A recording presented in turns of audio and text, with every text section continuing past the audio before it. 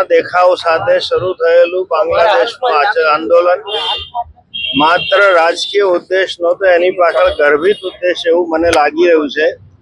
કે ધાર્મિક આંદોલન અને ધાર્મિક કરતા પણ હવે એવી પણ શંકા સેવાઈ રહી છે કે વિદેશી સત્તાઓએ ભારતની પ્રગતિ ન સાંખી શકવાને લીધે ભારત એને આજુબાજુના ધર્માંધ દુશ્મનોમાં વ્યસ્ત રહે એટલા માટે આ ખેલ પડાવડાયો એવું લાગે છે। એના માટેના થોડા દસ્તાવેજો પણ મળ્યા છે અને એને લીધે એના નિમિત્તે જે તે શાસકોની રાજકીય મહત્વાકાંક્ષાઓને લીધે હિન્દુ સમાજ બાંગ્લાદેશનો અત્યંત આતંકનો,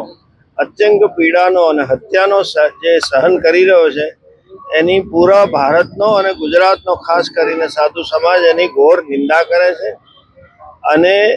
એ પણ અમે આશા રાખીએ છીએ કે આંતરરાષ્ટ્રીય સ્તરે માનવ અધિકારના નામે કકળાટ મચાવનારા સંસ્થાઓ અને યુનાઇટેડ નેશન્સ આ ઘટનાને ખરાબમાં ખરાબ રીતે વખોડે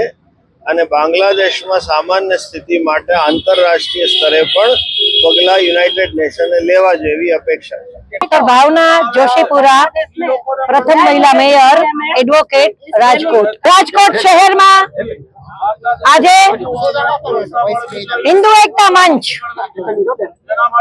એના દ્વારા એક વિશાળ મૌન રેલીનું આયોજન, અદ્ભુત આયોજન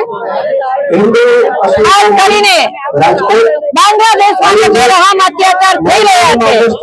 નરસંહાર થઈ રહ્યા છે એના વિરોધ વ્યક્ત કરવા અને એક ન્યાયપૂર્ણ લડત માટે આજે અમે સૌ એકત્ર થયા છીએ વિશાળ સંખ્યામાં અને મૌન રેલી દ્વારા એક અમારો ભાવ, અમારો અવાજ એ વ્યક્ત કરી રહ્યા છીએ। આપ જોઈ રહ્યા છો આજે રાજકોટ એક હિન્દુમય એકતાનું સંગઠન આજે અહીંયા આપણે જોઈ રહ્યા છીએ કે ચારે પ્રકારના લોકો, વિવિધ લોકો જે ભારતીયો છે, જેને બાંગ્લાદેશના હિન્દુઓના અત્યાચાર સામે વિરોધ છે, તે તમામ અહીંયા એકત્ર થયા છે અને આમ પણ આખી દુનિયા એક થશે। સાહેબ, આ તો માનવ અધિકારોનું હનન છે અને એના માટે અમે ભેગા થયા છીએ।